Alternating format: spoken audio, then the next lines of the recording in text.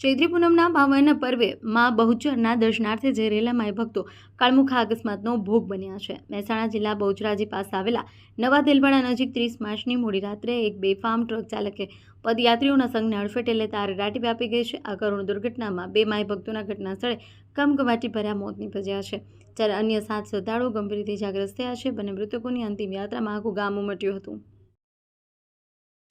બેચરાજીમાં ચૈત્રી પૂનમ મેળાની ધામધૂમથી ઉજવણી, 10 લાખથી વધુ શ્રદ્ધાળુઓની આવકની શક્યતા, તંત્ર સજ્જ। મહેસાણા જિલ્લાના પ્રખ્યાત શક્તિપીઠ બેચરાજી ખાતે ચૈત્રી પૂનમના પાવન અવસરે ભવ્ય મેળાનું આયોજન કરવામાં આવ્યું છે।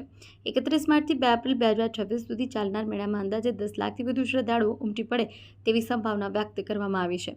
શ્રી બહુચરાજી માતા ટેમ્પલ ટ્રસ્ટ દ્વારા મેળાની તમામ તૈયારીઓને આખરી ઓપ આપવામાં આવી રહ્યો છે। મહેસાણા જિલ્લામાં છેલ્લા કેટલાક સમયથી ક્ષય રોગના દર્દીઓના પ્રમાણમાં ચિંતાજનક વધારો જોવા મળી રહ્યો છે।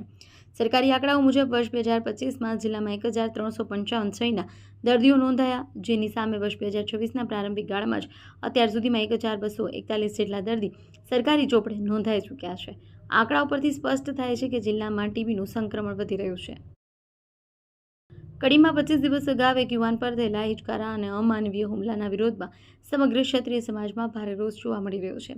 પોલીસ તપાસમાં થઈ રહેલી વિલંબ અને રાજકીય દબાણ હેઠળ ગુનેગારોને બચાવવામાં આવતા હોવાના ગંભીર આક્ષેપો સાથે આજે 30 માર્ચે મહેસાણા ખાતે ક્ષત્રિય સમાજના આગેવાનો દ્વારા એક વિશાળ રેલી યોજવામાં આવી। આ રેલી બાદ મહેસાણા જિલ્લા કલેક્ટરને આવેદનપત્ર પાઠવી ન્યાયની ગુહાર લગાવાઈ। વિસનગર શહેરમાં વિકાસના કામો દરમિયાન બેદરકારીનો એક કિસ્સો સામે આવ્યો છે। શેરડીનગર 4 રસ્તા પાસે GUDCના કોન્ટ્રાક્ટરે પુલના પિલ્લરના ખોદકામ દરમિયાન પાલિકાને જાણ કર્યા વિના પાણીની ચાલુ લાઇન તોડી નાખી। આ પાઇપને બૂચ મારી દેવાતા છેલ્લા 4 દિવસથી 7 જેટલી સોસાયટીઓમાં પાણી પુરવઠો ખોરવાઈ ગયો હતો।